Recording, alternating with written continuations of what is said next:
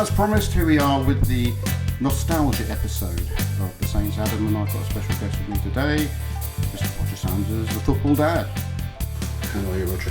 I'm fine, Adam. Thank you for coming to see us. Don't worry, it's not a job interview. It'll be fine. And not a job interview. That's good. It's also not a quiz. I'm not looking for a job, that's for sure. Well, we're going to discuss basically the better times. And even if Saints are doing well, I think going back to the 1970s, 80s, 60s, whatever, it is a better time. I remember it being a better time to be a Saints fan. So I became a Saints fan in a rather unusual way. I don't think any other Saints fan has become a Saints fan the way I have, but you never know. I started getting interested in football when I was about 8, and my granddad was a Newcastle fan and my uncle was a Leeds fan, and those are the people that I lived with. And they could see I was getting interested in football, and they were trying to get me to support Leeds or Newcastle. I thought, well, no, I don't want to support Leeds. I was fed up with them going on about it, to be fair. And I thought Leeds being quite good then, it would be like, an easy sort of track as a football fan. So I waited a while, and there was an episode, I don't know if it was South Today or Nationwide. Do you remember those programmes? Yeah, of course, yeah. And there was this chap on there who'd painted his house red and white. He'd named his child after all the 1968 European Cup winners team, and he was supporting the team at the top of Division 2 at that time called Manchester United. So I thought, ooh, I'll support them then. So yes, so Manchester United got promoted back to Division 1, got to the FA Cup final, and only 3 teams I'd heard of really were Man United, Leeds, Newcastle, until the semi-finals of the FA Cup. And Southampton beat Crystal Palace. And my mum told me, oh, that's good then, you're going to win the FA Cup, because Man United first division, Southampton second division. So watched the FA Cup final, Bobby Stokes scores, I cry. But a few weeks later, after Saints won the Cup, I wrote in my diary, I now support Southampton and Manchester United at the same amount. Right. And then Saints came to Church Lytton. I can't remember exactly how long after the winning of the Cup it was. Yeah, it was the following year. Yeah, I remember that really well. They came with the FA Cup. They did. And for a child at that time to be able to hover around the team dugout with Laurie McMenemy and a few of the other Saints names. Steve Williams was there, got his autograph. Yeah. And to go backwards and forwards with Laurie McMenemy, we get his autograph about 5 times. I think the 5th one he gave me a nasty look. Yeah. I cherish that memory of that nasty look. And then I went to the Dell, and once you start getting sort of embroiled in Southampton Football Club, you can't get it out of your system.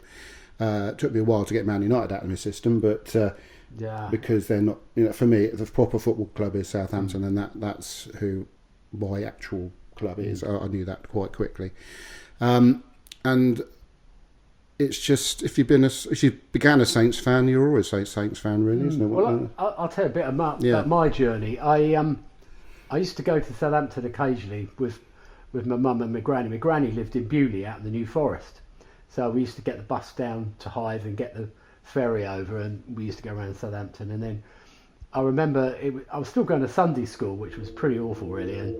And Southern Soccer was on Southern Television. And I started watching the games, and I watched Saints, and then I watched Pompey, and then I watched Saints. And I don't think I'd ever been to Portsmouth, but I've been to Southampton. And I just made a decision that Sunday school was no longer an option. So I started supporting Saints. But the strange thing is, I saw them play cricket before I saw them play football. Right? So in the late 60s, up to about 71, 72, the Isle of Wight Supporters Club, which John Hannam, the late great John Hannam, was the leading light in it, used to arrange a cricket match at Northwood Cricket Club in Cowes. So on a Sunday pre-season, you could go down there and spend the afternoon with the players. Oh wow! And it got me to know, got to know about them. And I've not been to a game, but I was in Bewley one weekend, see my granny, and there was a guy called Mr. Blunt who ran the grocery shop, and he said, if you want to come over in a couple of weeks, he said, I've got 2 season tickets and one's free, you can come with me. So he took me along, and we sat in the West Stand, and it was November 1970, I think, and it was Saints versus Man United, and I just remember it vividly. It was Best was playing, Charlton was playing, real household names. And Saints won 1-0, and the goal scorer was Jimmy Gabriel, because I think Ron Davis was injured, and that's where it all began. And then the following season, I started going with a lad I was at school with. His brother was back from a blind college in Shrewsbury. He used to come back some weekends, and he liked to go for the atmosphere and everything. So we started going then. So my first game on the terraces was in the Archers Road end, because at that time some of the Archers Road end was for home fans. And we played Arsenal. We lost 1-0. But the only thing I can really remember is that Bob Wilson came out, collided with Hughie Fisher, and Hughie broke his leg. So that season I ended up going to quite a lot of games, really got into it, not just to go into football, but meeting new friends. It was an adventure. Get an hour on the ferry, walking up through the town. We used to go into Owen and Owen's, look at the record shop. We used to go to, there was a hippie shop up near Tyrrell Green up that way called Who Dat, so we used to go in there, it was just a magical shop. There was all the hippie cheesecloth stuff downstairs. Go upstairs, there was record booths, and I think I've said it on a podcast before, but my friend Vic said to me one day, "You've got to listen to this album," and I said, well, "What's it called?" He said, "Tubular Bells." So we went into this booth and we listened to it. You're a Pompey fan. Mike Oldfield. Mike Oldfield, and it absolutely blew me away. And I remember buying a Todd Rundgren album there. And then we used to walk up to Toomer's in London Road, which was, in those days, if you wanted a Saints kit, you bought it from Toomer's, because they were the suppliers. There was no kit agreements and everything. And I loved Toomer's. It was a really nice shop, and that's how it all began, really. And from then, right through the 70s, which arguably was a really good time for some. Well, a lot of it was a good time. Yeah. It kind of got me on the road, and I've never sort of ceased since. And obviously in later years, when I had Football Martin and his brother John, I started taking them to football. So it's kind of been a family thing, and even the granddaughter's a Saints fan, so it's really good. I should hope so too. Yeah, I obviously once it was in me. I remember going to see my dad over in I think it was Christchurch. He had a caravan, like a permanent caravan there, and he had a couple of his friends at the park were going to take me back to Southampton to drop me at the ferry, but they knew I wanted to see a football match, so they took me to the Dell to watch a match prior to take me on to the ferry. Yeah. Unfortunately, I can't remember who we were playing. I know we lost, and it was in the Milton Road end, and I was little and couldn't see anything. Yeah, I mean, it was. The first few years I went, it was a transition period. Yeah. because Ted Bates had been there for God knows how many years, sort of well over 10 years, and we got promotion to Division 1 and we managed to stay there, but there were signs that some of the old guard were past their best, but yet maybe eventually Ron Davis went off to Pompey, and then they brought in Laurie McMenemy, and Laurie came in as manager designate. So I think it's the only time I've ever heard. A bit like Tonda Eckert then. Well, he was an official designate. I don't think Tonda is at the moment, but we'll see about that. We can talk about that later. See how that goes. But so he came in, and there was a bit of it was a bit kind of chaotic, really. There was a dressing room issue. Apparently, some of the players didn't agree with Laurie, whatever. But at the end of the season, a lot of the old guard went, including Terry Payne, who I actually saw. The last time I saw him play at the Dell was for Hereford against Saints, which is sad, really.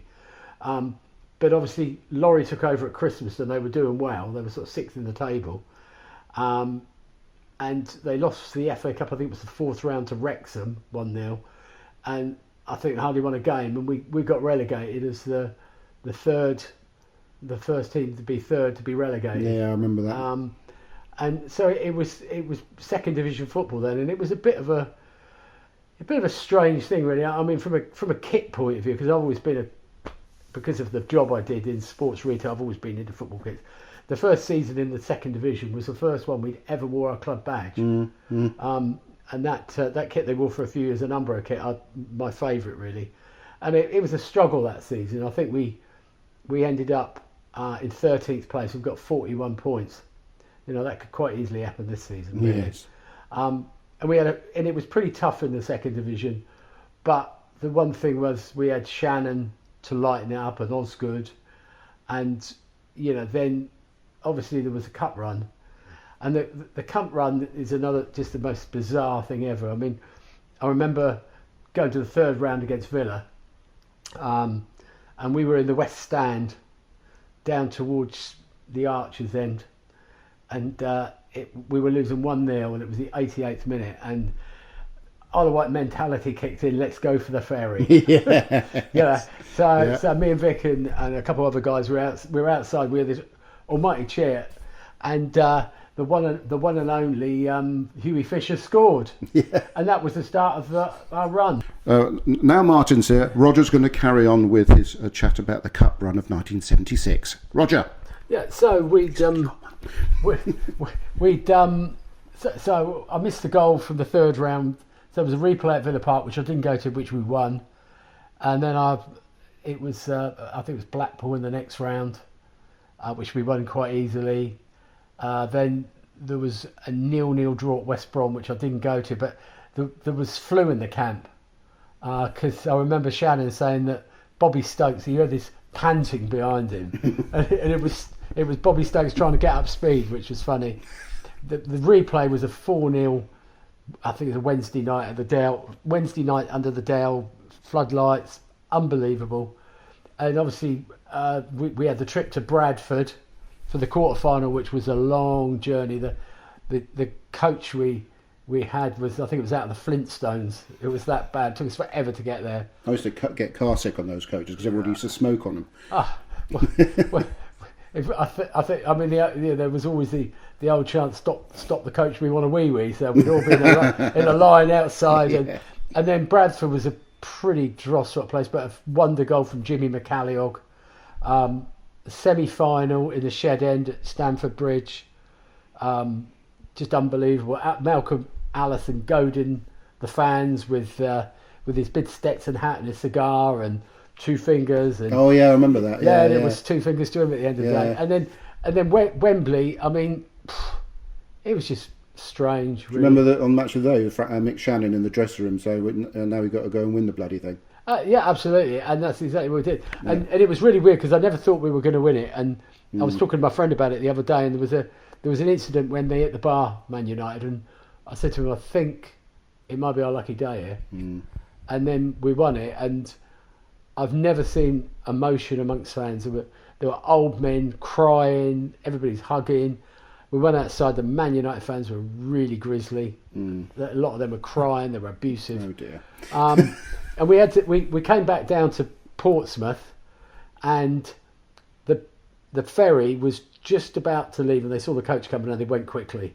So we had an hour in Portsmouth in a pub on the next to the ferry, waiting to go back. But I didn't go over on the Sunday, but I did go over on the following Monday evening, to Shannon's testimonial against QPR, and it was absolute chaos.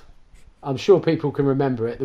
The kids were all sat round the track, and it was just unreal. And that's probably my greatest memory of Saints, really. I don't think I would have liked to have come back from winning the FA Cup and stayed in Portsmouth for an hour that evening. No, the Pompey fans weren't around, but you know, I think they were all probably crying. Maybe, yeah. But you know, they were good days. They were good days. What about you, Martin? First games. First memory, it's funny. I was talking about it yesterday. Yeah. First memory, I can't remember. It was Man. Dad took me. It was Man City. I think. When it was Man City.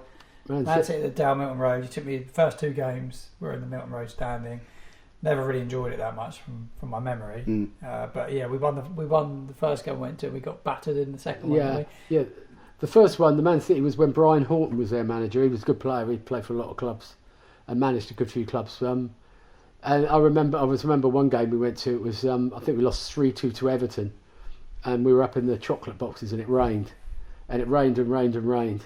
Yeah, and his mother said she'd never go back again, she didn't. And she hasn't. She needs to see something. But then it wasn't that really got me hurt though. I think that was like, we didn't go for a long period of time after that. That was like late 80s. Yeah. Didn't really go a lot. I said to someone yesterday, the next kind of block of games I started going to was like 94, 95.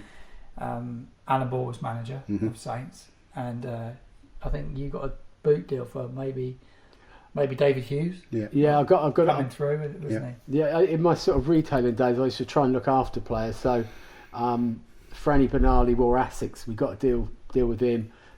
David Hughes, he was wearing Reebok, and we also got a deal with Mizuno for Jeff Kenner, Neil Madison, and Nicky Banger. And they all used to come over to the Isle of Wight to our shop, and when we actually opened it, Alan Shearer and Franny came over. Yeah.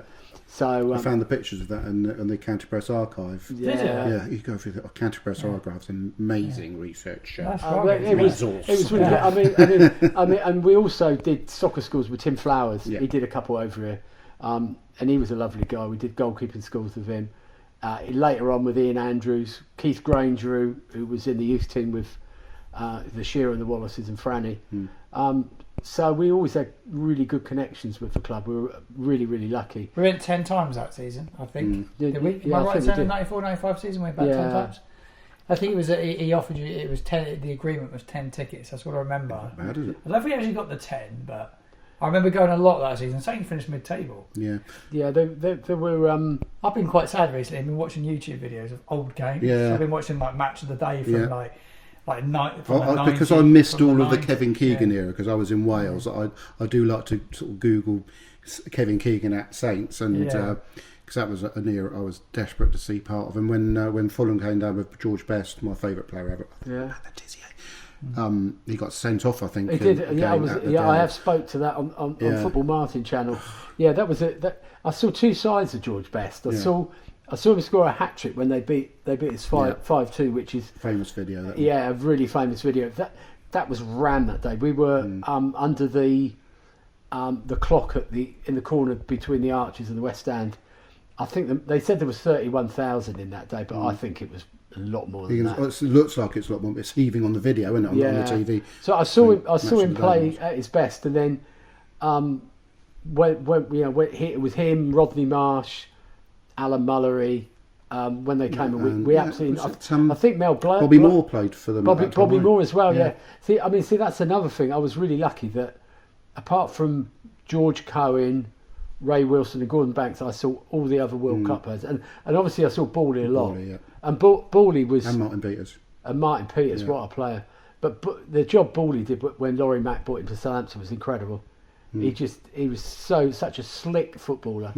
I've never seen a player with so much time on the ball and so aware of what he was doing. Yeah, I remember being really excited when going to watch Saints because as I say, my first game at the Delve in '77, and Bawley was playing for Saints then, and I think he played for about 2 or 3 years, didn't he, after that? So you go and see whatever happens, you're going to see Alan Ball play. Of course, Steve Williams was coming through. Shannon had gone to Man City and then came back again. So that there was still a little thrive of of really good old professionals playing for Southampton. See, the thing that Laurie Mack did better than anyone, he used to pick players up towards the end of the careers and give them a lease of life. And you could say it about Frank Worthington, Charlie George. I mean, one of my all-time favourites, Phil Boyer. Boyer I think he scored 29 goals one season. David Peach was a David Peach was phenomenal player. What a great guy. Ted McDougall came for a while. Yeah, Jim McCalliog. And Jim McCalliog, he was another. Peter Rodrigues, they picked him up. D. Holmes, he showed me pictures of himself with Peter Rodrigues and his dad. Apparently all went together, both families went together to a beach at some point. I haven't really asked much about that. He'd be a good guest on your channel, by the way, D. Holmes. You reckon? He would be. Peter Rodrigues, they brought him from Sheffield Wednesday. For I think about 10,000, something stupid. Same with David Peach. They didn't pay a lot of money for him, but Laurie Mack had this ability to sort of bring it out of these older players. And I mean, there was one time I think it was about 5 England captains in the side. There was Shilton, Watson, Mick Mills, Bawley, I think, and Shannon. And they and there was there were young talent come through. I mean, sort of in the 70s, one player that's always remembered is Steve Mills. because he came through sort of 72, 73, left back, played for the England under-23s with Keegan, was involved in a bad car accident, never really got over it, and he died of leukemia in his early 30s, and he was a great player. Nick Holmes, I mean, got to be the most underrated Southampton player. Absolutely. I thought he was never going to retire. He played for Saints for so long, all the way through from I remember from the cup final. He never had a look in for England. And I think back then it was big club mentality. He inspired Steve Williams, and Steve Williams did play for England. So and to be fair to Steve Williams, before he left Saints, he stuck around for a few years and he improved. And there's an awful lot of players that have come since that have seen the grass greener on the other side. They've jumped too soon. Yeah. But we won't mention any names. Could do, but unless you look at the Everton training ground. Yes. So we're going to jog a few memories here with my little pamphlet of. This is a Southampton-Chelsea match, which I believe may have been the first Premier League game at St Mary's. Yeah, it was. Did you go to that one? I didn't go to it. I went to the first night game actually, which was Villa. Villa under the lights at St Mary's. But I do. Yeah, because the picture of Matt Letizia on the front. Yeah, I've got some video of that. If you go to my YouTube channel, you may already be on it. There is a video of the first ever game at St Mary's. How long was that before he died? It's only stuck together because it's been in a moist environment. Another manager that never worked out, Stuart Gray, brought through as an assistant manager. It was interesting. I mean, I was working a lot in those days, so I wasn't a regular. But they went to the new club with their own branded kit, and I was heavily involved in that. We were stockists on the island, and we sold loads and loads of Saints stuff, loads and loads. I used to get my Saints shirts from your shop. Quite intriguing, the squad of players, isn't it? Uwe Rosler, did he score the first goal at St Mary's? He scored the last goal at the Dell and against Brighton. Yeah. I'm not sure if he scored the first goal. Was it Super Marion scored? But don't talk too much about quiz questions because obviously we did a quiz tonight. Yeah. My memory's not good at quiz questions, to be fair. Well, you just went through the whole of the FA Cup run, team by team. I can't remember the cup run when we went to the final at the Millennium Stadium. Nor can I. I remember the semi-final against Watford at Aston Villa. Villa, wasn't it? That was great fun. Day that was. I remember the final well. Yeah, I remember being proud of the team, and I thought Henri was just ridiculous. And was it? It's a weird atmosphere because the roof was shut. Yeah, it was the first ever FA Cup final under a roof, wasn't it? Yeah. The weather wasn't great, and they were trying to protect the pitch. But I remember Henri. I was impressed with Henri because he should have gone down for a penalty because he was fouled left, right, centre. It was a pen as well. Yeah, there was VAR. He stayed up. Pen, wasn't it? Yes. I mean, I'm looking at Chelsea, and I remember seeing them. We went to see them at the Dale when Hulit was the manager, didn't we? And they just signed. Yeah. So who they signed? I think. Yeah, and all those people. I also remember going a bit bizarre. I remember going to see Blackburn, and somebody told me in advance Saints needed to win to stay up, and Blackburn were going to give us an easier ride, which they did. But I actually sat next to a BBC News guy called John Sopel, who's now on the news agents, and he was a really interesting character, but. I didn't go there much in those days. I mean, I've been a retail.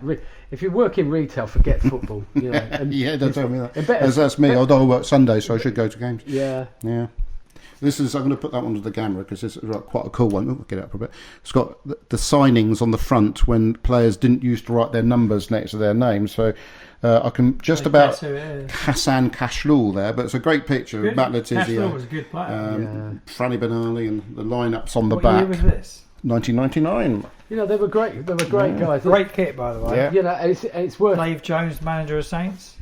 Yeah, he was all right. Only wear pony. I still feel sorry for Dave Jones. His departure was heartbreaking, considering he was completely innocent.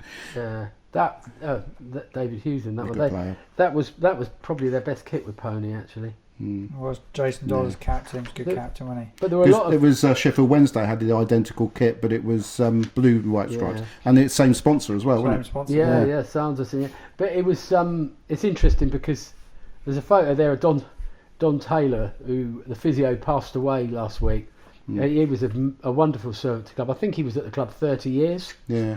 Do you remember the old kit man? Good. I can't remember his name now, but I said when Alicia was the mascot at Fulham, I forgot to ask for James Beattie's shirt. Right. So I wrote to him saying, sorry, my daughter forgot to ask for James Beattie's shirt. So he sent through a James Beattie shirt. I don't think it was the actual one he wore in the match. Woggy, that's it. Yeah, absolutely, yeah. So that was really nice. Yeah, Woggy Taylor, what a good guy. This one here is just after the Southampton versus... Who was it? The England versus... Who was it we played at St Mary's? Remember that one? Macedonia, that's it. Not obviously. Remember it well. Bridgie played Bridgie started in that game. He did. And he played more than 10 appearances for... I better not say that because that might be a quiz question. Did David Seaman's flap at a corner and they scored? Yes. I think so. That's David Seaman for you. Yeah, he did. Yeah, the old... very similar to the World Cup goal that he conceded, similar sort of... Yeah. This Wimbledon programme, I believe, is from when we should have stayed up. But I think Charlton or someone like that got a point and meant we had to go for the last home game to stay up, which might be that Everton one you got there. Yeah. I love looking at old programmes. Yeah, some of them are quite good. I like this one. Players. This is a good one, the Man United game, which I think is... No, it says Schmeichel. We must have lost that one then. This is when Taibbi was in goal, wasn't it? How was it when Marion put it through Yapstan's legs? That's brilliant. Yeah, no, that was that's right. And when Letizia put it through Taibbi's legs. Oh, at Old Trafford, yeah. It was. That was all in the same game. That. This is when I went on the biggest run of games at the Dell. It was good though. It was quite cheap. There's loads of them. Loads of them from that same season. That's when Arsenal changed their logo. That's why. I can't actually remember the results of these games. I remember going. This one here is quite a nice programme. 1984 to 85. Yeah. Before my time. But look at the lineup. Let's have a look. Let Roger do that. Shilton, Mills, Mark Dennis, Steve Moran, Mark Whitlock, Kevin Bond, Nick Holmes, Alan Curtis, Joe Jordan. Yeah, Jordan. David Armstrong. What a player. And Danny Wallace. Yeah, that was a good side. Player. Really good side. Remember the Danny Wallace over the head kick against Liverpool? That was because of the creation of. They were. We've had some really good. We've had some really good players over the years. That's such a good lineup, though, isn't it? That's a good player. Yeah, but obviously I've put in the names who actually played. So we've got Baker, which would have been Graham Baker, Puckett, Mark Wright and good. But coming back to Laurie Mack, and when we got relegated, John Hannum, who was, as I said, was involved with the supporters club. He had some car stickers made with a slogan: "First Division will be back with Aussie Mick and Laurie Mack." Always remember it. Interesting one here, actually. Yes. This programme I'm looking at from 2002, Joe Tesson taking his first steps into radio. Following in the footsteps of Matthew Letizia and Francis Benali, Joe Tesson was the latest Saints player to swap his football boots for the microphone on the Saints Sky Digital Channel 899. I used to be on that radio station. Yeah, so that's his first. Occasionally, that's his first steps into radio by the looks of it. And now look at him; he's a regular on. A lot of them trained on the Saint. David Prutton. Yeah, David Prutton was another one. Yeah, he said. James Beattie had a show on there, all produced by my good friend, hopefully watching the show, Ben Shaveler. Also had a show on there. This is my favourite out of the world. This is the earliest programme I have, because when I went to this game, I was taken by Dave Holmes along with Dee and that, and they had a season ticket in the East Stand, and so I've been to a couple of Dale games before. I went to that game. I can't remember the score, but I think we won. Let's look at the look at the lineup again. We've got amazing. Got Peter Wells in goal. They bought him from Nottingham Forest for about $8,000. He said, well, John Sharp was a right back. He came through the ranks. Stevie Williams, Chris Nicol, Mike Pickering. He wasn't there very long, but he was a battling centre half. Bawley, Boyer, McDougall, Nicky Holmes, and Manny Andrzejewski. Yeah, he was good. Another great servant to the club. Yeah. Really good. And looking at Palace, there was Kenny Sampson, who went on to Arsenal. Yeah. Vince Hilaire, who was a great player as well. So, and in that picture they're wearing the old Admiral kit, which is much like the kit they're wearing this season. Yeah, they were great. They were great days.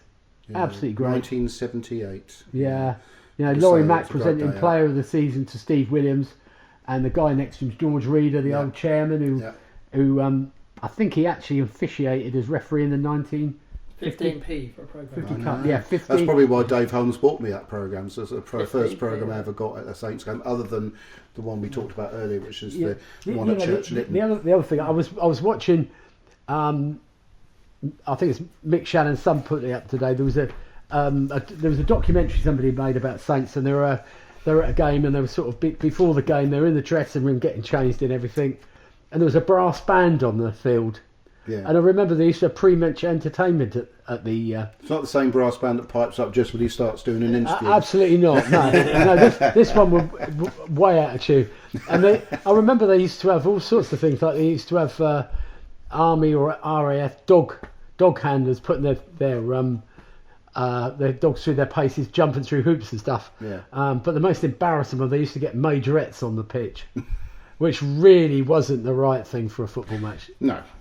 But most people probably down getting a pie or a drink, weren't they? Well, yeah, I think people used to generally go to the pub before they went to football in those days. No, you'll like this one, Roger. Saints versus Manchester United, 1st of March 1986. I think Man United might have won 1-0 that day. Yeah. But I remember being in the... George Lawrence, he was a good player. Glenn Cockrell. Yeah. Chicken George Lawrence, I think. Yeah. And Jimmy Case. Who's never of them? What a great, Jerry Forrest at right back. Good, they're just such good players. There's a couple of these got a really weird picture. This is a good one. This is a Saints v Wimbledon. Probably the Wimbledon lineup has got to be quite interesting in that one. Yeah, the Wimbledon lineup. John Fashanu, Dennis Wise, Laurie Sanchez. Saints manager for a very short stint. Yeah, about 3 weeks. The Saints team. Barry Horn was playing then. He was a good player, Welsh international. Yeah. Russell Osman. Now, apparently Russell Osman bought the house from my granny, lived in Bewley, so I'm told. And Raymond Wallace at right back. Amazing. Absolutely amazing. I'm going to show you this one because it's just the picture. Being a photographer, the picture on the front of that was a bit odd. I think it's actually supposed to be a picture of the fans. I don't know, all the policemen there. It's just a bit weird. It's just out of focus. It's an odd picture, isn't it? Yep. That's all Glenn Cockrell. Yeah, Glenn was a great player. Around these days, isn't he? Yeah, we've got Tim Flowers has appeared by then. Jeff Kenner, Mickey Adams, Neil Ruddock, John Gittins. Yeah. Matt Letizier's on the scene, then Shearer's on the scene, then Alan McLaughlin, Nicky Banger and Richard Hall were the subs that day. Yeah. That's when you could have two substitutes. Yeah. That's kind of... My favourite on the bench. Saints away shirt on the front of that programme. Similar to what we've got now, yeah. Well, as you're talking about it, I better do the old... Yeah, it's great kit. Egg stat. Yeah, I did get rid of a load of my programmes, but I kept these ones for some reason. I love looking back at like the old pictures and looking at the boots. Was that Van Hobble there? Yeah, Ulrich Van Hobble. Yeah, he was a bit of a unit, wasn't he? Oh, he had wild eyes, that Ken Moncow was a unit, wasn't he? He was a nutter. Ken Moncow was playing for the team. Graham Souness, the Saints manager at this stage. I did watch a lot of Saints around this time, actually. Ali Dyer was brought in some good players. We actually saw Ali Dyer play. We were at that game. Yeah, we were at that game. We were at that game. Memorable for all the wrong reasons. Yes. But yeah, it's such a big part of your life, isn't it? A football club. If you look back of the what should have beens, like when Keegan was at the club, he joined the club as European Footballer of the Year. We had a really good side that time anyway. It didn't really do much. And then it was 4 years later, at '86, when we finished second, with Shilton in goal. And that's the one that got away, really, isn't it? And I've spotted a lot of those games on YouTube that season.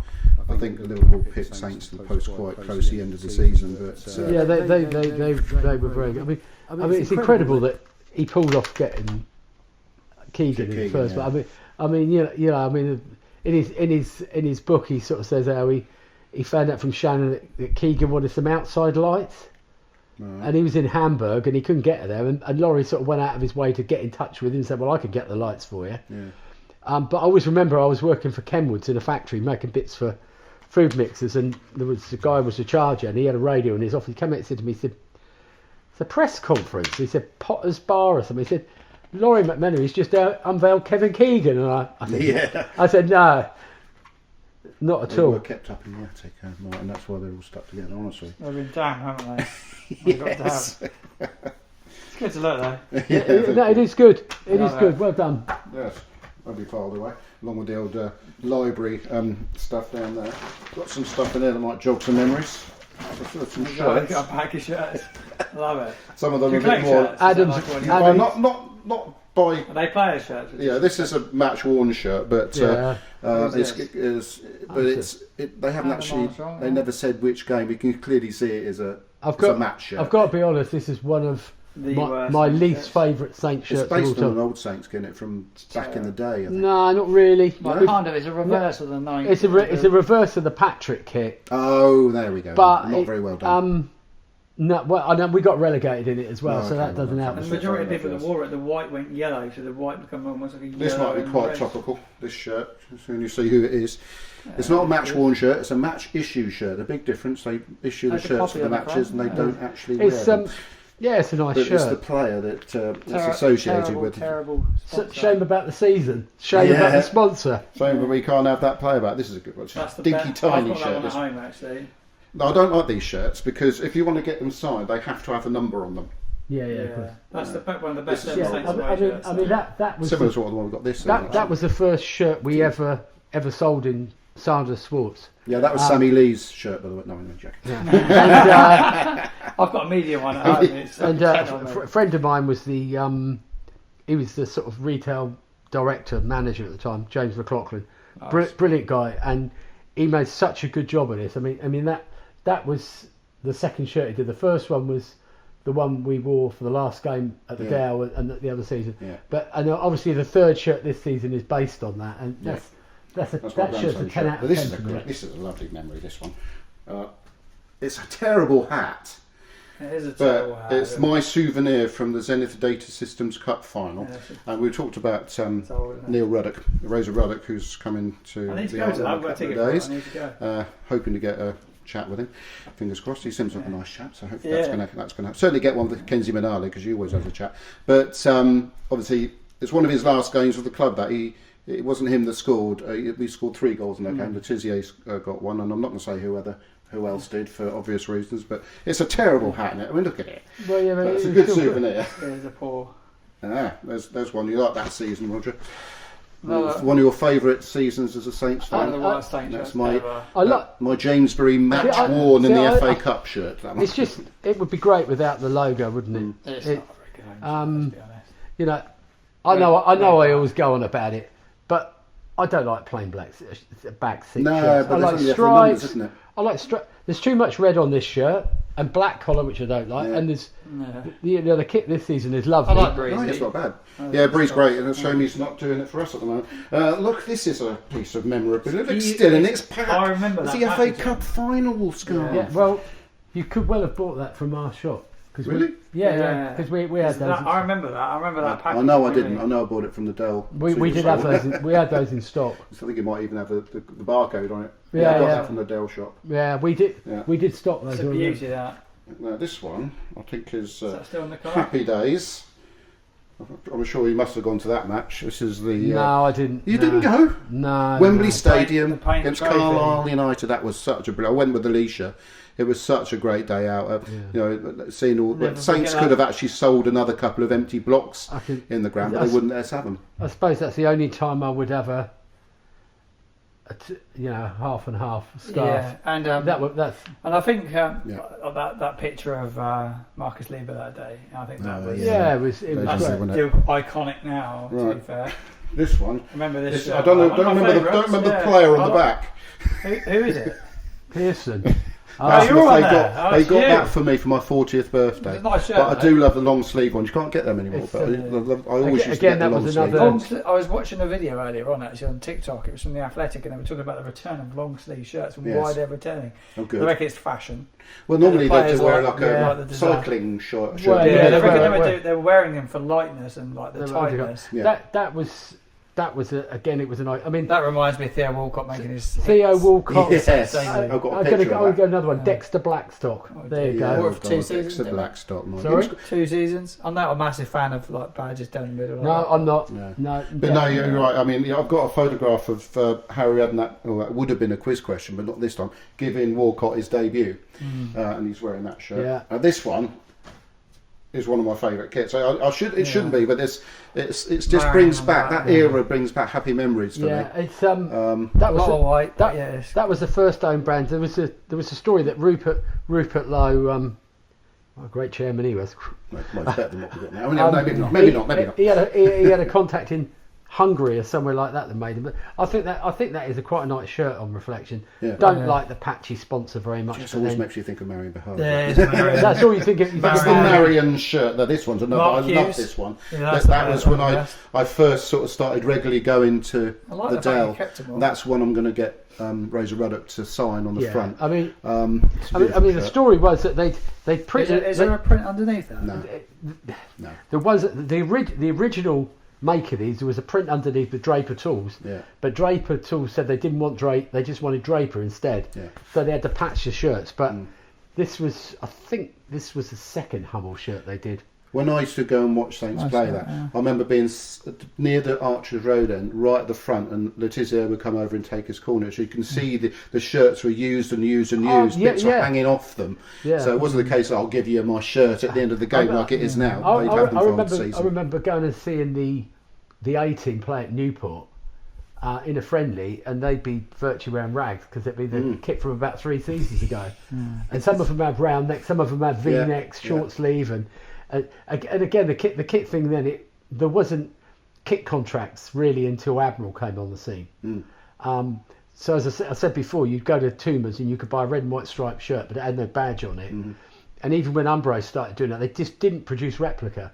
And it's interesting if you look at the run up to the FA Cup. We wore Umbro into every game until the final. They walked out in this Admiral kit, and I said to my mate, "What are they wearing?" Did you like it at the time though? I really like the Umbro yellow shirt. I saw a picture. I saw a picture of Mick Shannon wearing it at Bradford the other day, and it looked good. But the Admiral stuff was good, but they were just.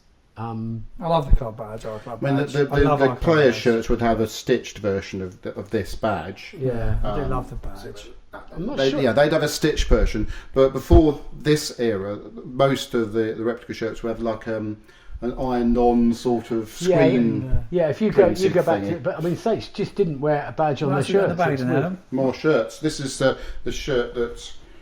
I think this may be the one that my daughter was given. It's a bit tatty because she used to wear it as a night shirt. But this is the shirt that we used to, E.T. gave her. We used to put all the name, letters and numbers on them. I like this shirt. It's nice, isn't it? I don't. I don't like the blue one. I don't it. I don't like it. Different type of blue though. The neckline is really early 70s. And it's I do quite like it, I must admit. Reminds me of Crouchy. Crouchy. He was subbing that game. They didn't come on. I remember Crouchy. Right, this is a good one. This is one of my favourites, just for the memory. This I shirt I love because it's quite rare that I got it from the Dell store again, but to get it with the FA Cup final printing on the front. To be honest, this is probably might be one of the best own brands they did. The own brand kits they did. It's simple but bloody good. It's iconic, and I wish the club would get more involved in retro shirts. Because because people buying them, but there's a trend now that brands like Umbro and Admiral have got licensing agreement with clubs where they can make the retro shirts.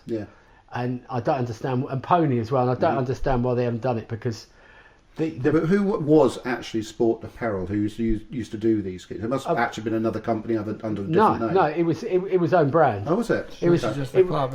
It was made in. There were 2 manufacturers in the UK. I think one of them was called Lewins, and I can't remember the others, but yeah, it was all made in the UK, because I remember going across to St Mary's and they'd have a line of shirts which we were going to pick for the season. I mean, it was really good, because when my friend was doing the job, he had full control of it. So he'd sort of organise and get it all. But there's one really funny story that they went out to do the photo shoot, the team photo, because he used to do it on the pitch at that time. And the keepers, I think it was Paul, was it Anti-Naimi, I think? Yeah, in the Amy time. Yeah. And they went out and they were wearing orange goalie shirts, and Strachan came out and he went absolutely berserk. He said, "You're not wearing that," he said. No, good. Stand out too much. No. But they changed it because of the capacity. But yeah, that is a lovely shirt. Yeah, it is lovely. It's one of my faves. I'll give that a 10 out of 10. Good. Right, this is it's an England shirt. I forget. I will show it because it's inside out. But that was the one I got made up. It's got bridge on the back for the World Cup. You're just about to see a little bit of it there. Yeah, that was a bridgy shirt. I wanted to sign it, but he left. 2000. I can't remember. It's one of my favourite England shirts. He will get that signed because he will make an appearance back at St Mary's at some stage. They will get him back down there. They get ex-players back. He'll be somebody that does. Yeah, a thing of beauty. I know it's a proper good shirt. I've got that one at home somewhere. Yeah. They've have reproduced this shirt, haven't they? All versions of it. Yeah, but it is good. But you've got the original. I think the originals beat anything. Another shirt. Again, one of my favourites. It's a bit of a thread coming out of the That was the first shirt that we wore at St Mary's. The last one at the Dell. At the Dell. First at St Mary's. And you got a long sleeve as well, which Marion did wear. This is. He told me a story. Attention to detail from myself when he signed for Saints, and he said that obviously the shirt was massive on him, wasn't it? Do you remember that when he first played for us? Yeah. And we went to the kit man, Woggy. Woggy was the kit man, and he said, "Oh, do you have a smaller shirt?" He goes, "No, we only issue extra large to players. Players would get extra large, but Marion was tiny, wasn't he?" Everything was back in them, and shorts, everything. Yeah. That is another icon. It's a lovely shirt. I mean stripes down the sleeves, stripes down the back. I don't think you'll see stripes on the same shirt next year. Might be my Danny Ings shirt. I'm not sure it's match worn or not. It's certainly it's match issue. That reminds me. It's so tiny, isn't it? I mean, but they were tight back then. Look at I love the size of the badge on it. Yeah, the actual Saints badge is massive. Because with that design, I think the shirt sponsor changed. I just thought that shirt just reminds me of his knee slide. Yeah, it's just. I'm pretty sure it is match. It's match issue at least because it's certainly got all the correct badges on it. I really like Under Armour as a brand. I think their product's brilliant, but they never got 100% on football shirts, did they? What size was he wearing? They're all tiny though. Look at Bree's shirt. He's got a tall bloke. That shirt's like medium. He was a legend. Try and see me fit into some of these shirts. It wouldn't happen. Nearly returned in the summer. He nearly did, yes. He did, very close. He should have done, but he was at the training ground apparently. Johannes Spors didn't like the idea, did he? Look at this one. Oh, you can have that one. That's a lovely shirt. That one. That's that is the European one. It's a great shirt. Yeah, European run. Can't really knock it, and it's got stripes on the back. Yeah. There was another one we had. I don't know if I've still got it. The other one was the other European shirt was specially for the European run. I don't know if I've still got that one. But this is one. I tried selling it on eBay, that shirt, so it was squad signed, match worn, but again we don't know which match. It's a home shirt. You don't like that one. It's got diagonal stripes. It's COVID. Yeah, it's dreadful. Yeah, don't like it. It's been signed twice by Jack Stevens. One on the number, which he did this year, and somewhere else on the back. It was all right. We're getting there. This is an interesting one. No stripes whatsoever. Or if you don't, you can't really call these stripes, can you? Well, let's face it. Like it. Reminds me, Ricky. Do you know what? I didn't mind it at the time when we wore red. It was alright. It was Nicola Cortese didn't like red and white stripes. No, he wouldn't let the club wear it. He wouldn't let the club wear it, would he? I have got stripes in the collar there, though. Interesting. Jason Punchin taking a poo break. Yeah. One of like a really memorable season under Maurizio when he came in there with Nigel Ack. I remember the first war that Man City away, and Ricky Lambert come off the bench and scored that goal. The Etihad. I suppose it doesn't matter. The team's playing well. They can, as long as they're not wearing blue. I was at the first win of that season. Aston Villa down at St Mary's. Ricky scored that day. We've already had that one. This is the actual match-worn shirt that Alicia wore as mascot at Fulham. Oh, really? Yeah. If you look on the back, it's got her name. I'll get her to sign it one day. That's fine. She'll probably charge. That's how old she was. That's why it's 7. There's something to do with Matt Letizia. Well, nearly there. This is the last one. That's another one of Alicia's old shirts. We got relegated in this shirt. Yeah, we did. That's probably why it's inside out. Who do you think of Michael Svensson? Michael Svensson, yeah. Michael Svensson. Rory Delap, who was famous for the long throw. I was going to say, at least get it the right way. Yeah. Inside out. I had this shirt in long sleeve, I think, as well. I like that shirt though. I know we got relegated in it. Yeah, we shouldn't have got relegated. If Peter Crouch had hoofed the ball into the stand against Everton, getting sent off against Arsenal. Yes. We had a photo shoot with that in the shop, didn't we? No, it wasn't that one. I think it was. We did a photo shoot with the black one. I can't remember doing. Maybe we did actually. Yeah, maybe Buzz good players in that side. Maybe we did. Higginbottom. Yeah, I remember Pahars was still in the squad. The collar on it being really irritable to wear. Yeah. That's what I remember about that shirt. That's my living memory of it. I used to play with a chap called Frank Feeney, who was a goalkeeper, and we had these kits for the Cows Park Rangers, and he actually cut his shirt from here to here because when it had it tight around his neck, it made him gag. So if you see him before matches going, it's But you see a lot of the players do that and put the old Vic on the shirts as well. In those days, all the kits were made in the UK. And nothing's made in the UK kit-wise now at all. Not even Umbro. That used to be a UK brand, didn't it? Yeah, but Umbro was the Herbert brothers, and it got sold out, and it's been sold 2 or 3 times. It now it's like these got marketing companies that own these brands, and they license it to people. So Umbro's licensed to Castore at the moment, and Reebok have just made a reappearance. But again, it's a licensing company. It's not Reebok. Shame, Reebok. A bit like Cadbury's are owned by Kraft, aren't they? Yeah, I mean, when we used to make kits, all the fabric was weaved and printed because this is all sublimation print, these shirts in Leicester, and I had a guy who worked out in Mountain Mowbray area, so he used to buy the fabric and make the kits up. And it was just the same on a much bigger scale with Saints, and I remember the people that made Diodora shirts when they were doing Villa and Glasgow Rangers and people like that. I think it was Attack actually, but I might be wrong. But it was all done in the UK, but it's just not there now, which is really sad. Now you said that your favourite season was the season we got promoted most recently. I would argue that the season we got promoted when Adkins was manager was actually epic, better. Yeah. What were your favourite season as a Saints fan? It's got to be 76, doesn't it? Really? Yeah. Or even in the league? In the league, I think when we went back up, when we finally got promoted again, what was it, 79? But Boyer scored a lot of goals. We used to play such good football in those days. Yeah, that's something else that I've been watching a few games recently on YouTube, and the quality of football we played at one time was really. There was a Saints standard, wasn't it? It was like we'll score one more than you. Remember the Norwich game, 5-4 at Norwich. I think in general football's not as good as it was. Like you say, you're talking about watching old YouTube videos. I watched a lot, and not just Southampton.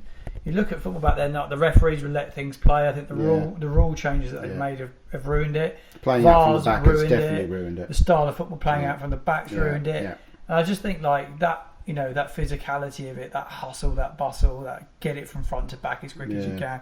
There was something to be said about it, and football's definitely it's played at a slower pace now. At times. It's very sterile. Yeah. At one time it will go in a circle, and hopefully it go back around. I mean, obviously, all of a sudden, everybody's got to have a long throw expert in there. At the time of recording, the best game I've seen for ages was the Scotland game last night. And I really enjoyed it. The last 6 minutes. I really enjoyed it. The Wales game was quite good. Yeah, it was just really enjoyable. Everyone was giving everything. They really wanted to win it. There wasn't always quality, but they looked good. There was that buzz at the end. When they went 3-2 up, and the Scots fans just went, and that reminds me of times at the Dell. When the Tizier scored that last ever goal, that sound. You see, the Scottish national side have been big losers since the Premier League started, because so much of Scotland's talent were coming to play in the old First Division. So if you go right back to the Dennis Laws, and all those, and Bremners, and all those sorts, and because of the influx of players from abroad.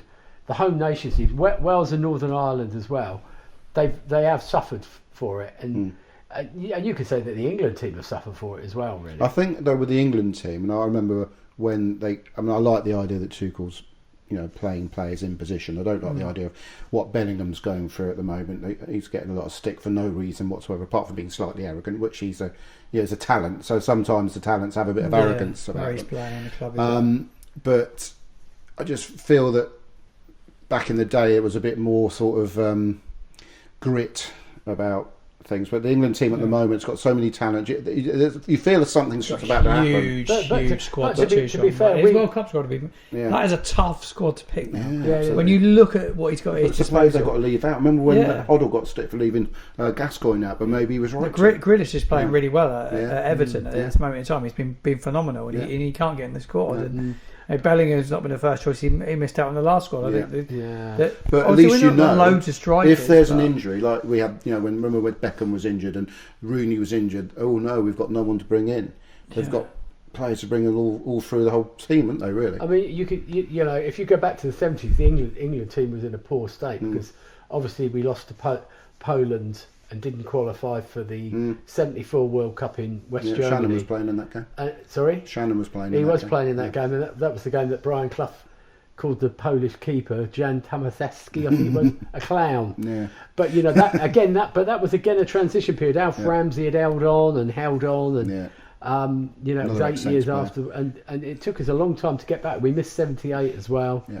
When Scotland qualified, Scotland. Yeah, I think the expectations of Scotland for that qualification in '78 were a little bit higher than actually but it was exciting. You can imagine them being excited about it, but they were never going to do anything. I think that was one of my favourite World Cups. It was good, yeah. Because in those days, someone like Brazil or Argentina was so far away. Yeah. And you never saw those players. You never heard of Kempes and Lineker. Do you remember the lead up to that World Cup? Argentina didn't have colour TV. No. They got it in for the World Cup. Yeah, that's right. And obviously the military junta was in charge there, and the ticker tape and the sheer rawness of it. I mean, I can go back to the World Cup in 1970, the final. Italy, Brazil, and that Brazil side were the greatest of all time. And you had a grainy television you were watching. The Azteca Stadium. It had kind of this. It was like a spider. It was a shadow. I've seen it. And that was sort of in the times when we just watched Man Walk on the Moon, and really watching Brazil out in playing in Mexico was almost on a level with that. It was weird, and it's all come a lot closer now. Yeah. And funny to say about that Azteca Stadium thing. That's when women's football started coming back, didn't it? Because they did the unofficial World Cup in '71, and then got further bans from FIFA, and from then on it started becoming a legitimate sport. But it's good. Yes, indeed. But what was your first kit as a Saints fan? First kit, Draper, tools. Was that the Kevin Keegan one? No, you're a bit young for that. The Denmark one. Oh yeah, I remember that. The one they tried to bring out again when we got promoted. Yeah, there's a picture of me in that somewhere. Yeah, it was around. It won't be going out anywhere. Hummel somewhere. Hummel had a UK distributor, which was Tottenham Hotspur. Yes. So we used to buy from a rep who worked for Tottenham. He used to come to the shop. That was when they did Coventry and Villa and Norwich. They were Hummel were like a lot of brands. They come and they go and they re-emerge. And I've always had a soft spot for Hummel. The first the Denmark kit, which they did the remake, the promotion season was good, but the first one was brilliant. So yeah. Well, yes, I suppose we've sort of nostalgia-tated in a completely different way than we expected to. It's been a real walk down memory lane, hasn't it? Really. Yeah. Do we want to talk about present, or should we leave it there? Yeah, might as well. We're here now, because Martin's come especially because he's got news about. No, he hasn't. About the Saints manager's job. There is some news breaking. Actually, go on. I was just looking. I reckon Leicester are going to get a pretty hefty points deduction by the looks of things. TalkSport are just breaking it now, but I don't know how many. What? Well, I reckon for financial fair play and breaking rules. Manchester City, do we say? I feel absolutely gutted, Mark. I reckon. I don't know how many points are going to get deducted, but that's coming. they're in a bit of trouble, Leicester. But they've got lawyers. But then you say Saints are in a bit of trouble at the moment, really, unless they can go in. What, for financial fair play? Appoint a proper manager. I think they need to appoint a proper manager. I got a funny feeling, because we were discussing it earlier on, about how McMenemy ended up coming up, as a sort of interim manager, wasn't he? And then he got the job. I got a funny feeling. I get this vibe that Tonda Eckert seems to be like the chosen one for Spors. Yeah, but Spors has brought him to the club, and he feels like he's going to be his pet project. But I also feel like I don't know, I'm a bit outspoken in it, but it just made me feel that he's at some stages like Damien Downs was on Johannes Spors. He's brought him in. I bet you anything in the next month, Damien Downs plays a lot more games than he should do. For the fact that Spors is going to want him in the team, he wants him in the team because he's trying to prove a point now. Yeah, it's a puppet manager. I do find the whole sacking of Will still bizarre because he's got no one better to come in. No, I think what's bizarre is the fact they bought him in the first place. Yeah. That was they spent 4 months deciding he was the man. They spent all that time. Right, okay, he's the man. We've looked at him. He speaks English, but he's not a British manager. He's a European manager. He was never going to come here and just set the world alight. It was just. It was maybe a bizarre selection at the time. Yeah. But then to sack him and not have someone better to come in, I find you may as well just left him in charge. He's thinking, right, we're going to get rid of Unless he wasn't leave it over this is why they did it before the international break. There's going to be 2 weeks break, so we don't have to change the manager in that time. Yeah. And he's thinking, right, if we leave it for a bit and we get a few more results there, because the players do seem to be a bit more relaxed. The squad, you feel a bit sort of more of a relaxed vibe with them. And we do, for example, you said about what you think we're going to get over the next 3 games. Where do we get 9 points? I think I've put down 3. I think on your. It would be lucky to get 3. Yeah, but it could go the other way. We could actually bang in some results, if that happens, we're going to Charlton. But bear in mind, so that I was with a Charlton fan yesterday, a guy that works for BBC. And he told me that since Jones has gone into Charlton, they've only lost 3 home games at the Valley in his whole tenure. I like statistics like that. So they've only let in 12 goals. Saints have let in about 21 goals, league goals this season already. It's recorded. You know that doesn't mean anything. Yeah, and it is like that. I would say Charlton's the toughest fixture out of the next 3. So it's best to go into that thinking we're going to lose. Yeah, we were. I don't think we'll win. You don't think we'll win? You're optimistic, Martin. I think Sports Republic. Leicester at home. Is Leicester at home? Floodlights on Sky Sports. 9-0. Yeah, it'd be tough. No, we haven't. Sorry, we haven't got Hassenhüttl as manager. My ex-boss in goal. Hopefully, he drops a clanger or 2. Oh. I don't know. I just feel that they're deliberately manipulating things so as Tonda Eckert stays as our first team manager. You come back to the Laurie Mack thing. Laurie Mack was interim manager and he had Ted Bates at his side. Yeah. If Tonda had Patrick Vieira with him. Yeah, I agree. I was what you said about that. Didn't or somebody with. I think the idea was to bring him in and he would do the under-21s until Will Steele moved on or whatever happened, and then he would progress in perhaps 2 or 3 years' time. But I think most fans have got no trust in Sports Republic to make the right decision. I'd love to find someone. So if you're a fan who trusts Sport Republic, yes, comment on my feed or Martin's, because I'd love to see if there are any out there, apart from obviously Mr. Spors' wife maybe have. I think everyone feels very similar about Sport Republic now. I think somebody asked me a question the other day, do you think they got any slack there for the fans? I was like, no, they don't. Can they afford to get this appointment wrong? Well, no, they can't. But I don't think even if they got it right now, I don't think they get the fans back on side now. I think that the transfer windows are caught up with them. It's like you're just waiting for the next thing to go wrong, aren't you? It does feel like, I don't know if you two agree with it, and Jake Kelsey said this to me yesterday, it does feel very much like the end of the time when it comes to him of Rupert Lowe. That time, it feels very similar, doesn't it? Like, do they really want to invest in another manager? Do they really want to invest in players again? And it just kind of like it run its course, didn't it? It feels like it's at the end of the road. I don't think the club's going to make any progress while Sports Republic are in charge. If they give it to Tonda, we are looking at 15th, 16th. We won't do anything this season. Or would you like to I think say when they give it to Tonda? Yeah, when.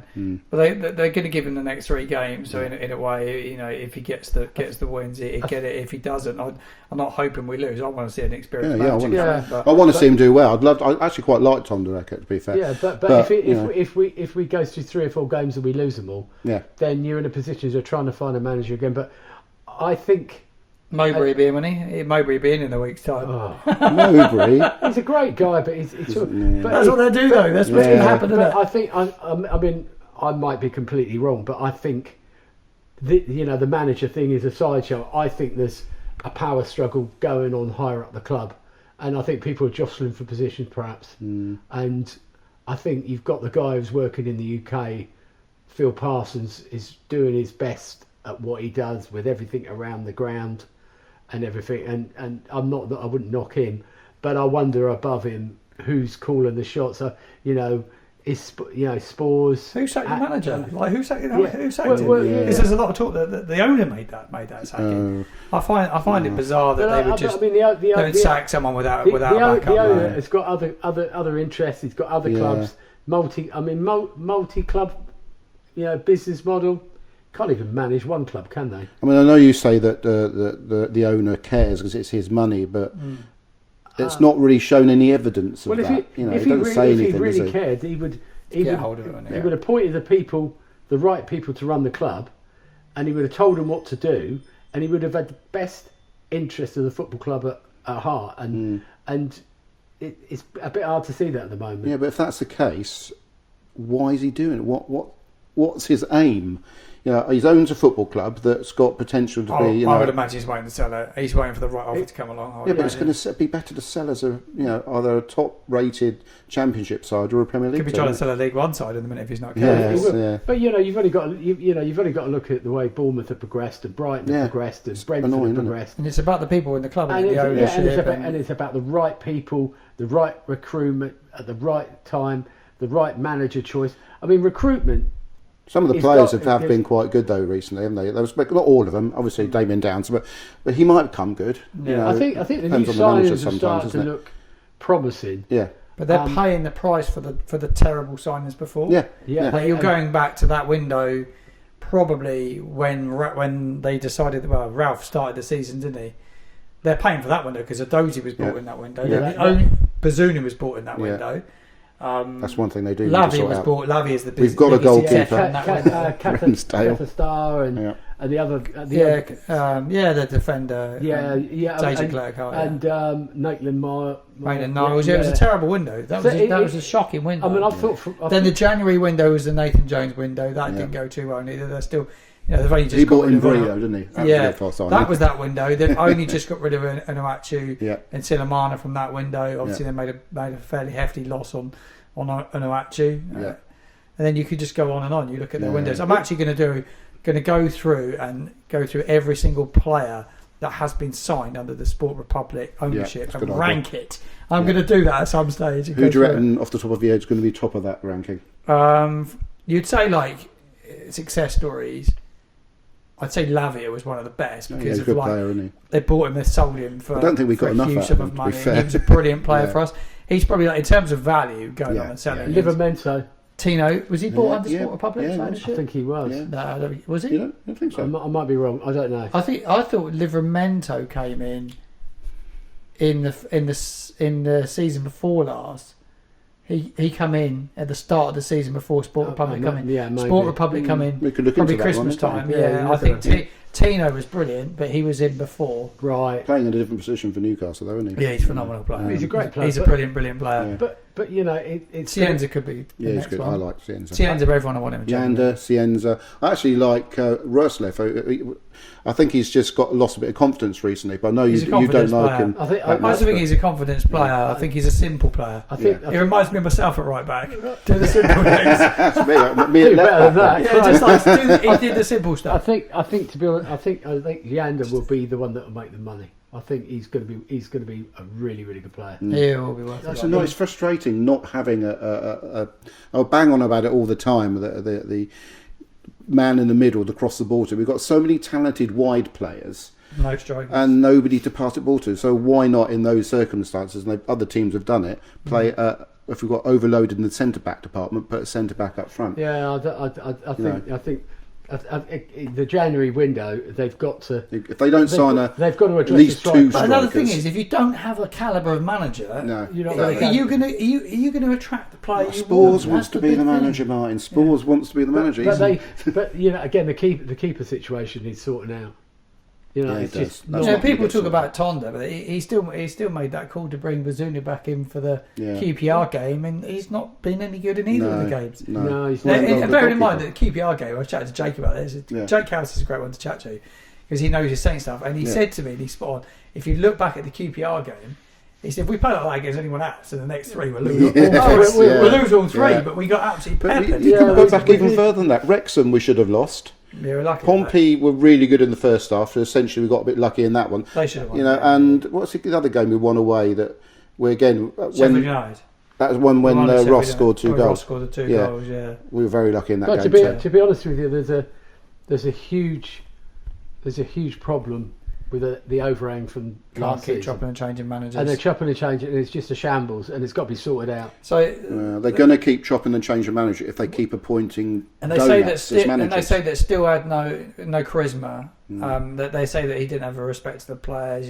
That's probably true. He was not enough experience. But the guy that's there now is younger. Yeah. Lot less experience because he's never managed a senior men's team at club level. Well, they were talking about Carsley as potential manager at one point. Again, he's in that situation. But I think to be honest, there are some players there that probably need moving on. Really, quickly. I said to Martin before, it's going to take 3 or 4 transfer windows. Yeah.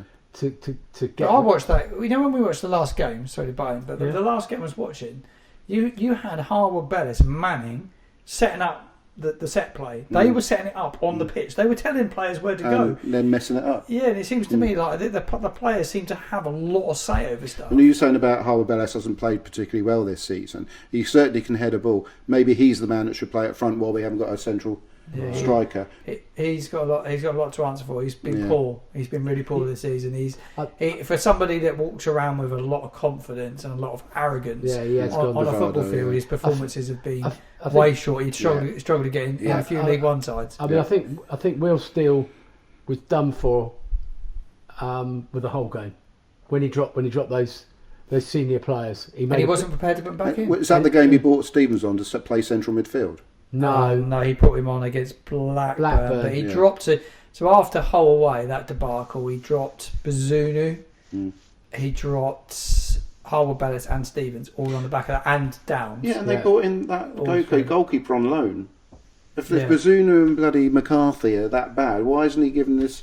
Well, George Long. He's like a number 2 really. Well, number 3. He's just a training goalkeeper really. They should have gone and bought a proper goalkeeper. Yes. Well, they've got one. James Trafford's available. He won't come. No. There's a bit of talk about Pearson at Sunderland. He could be a potential.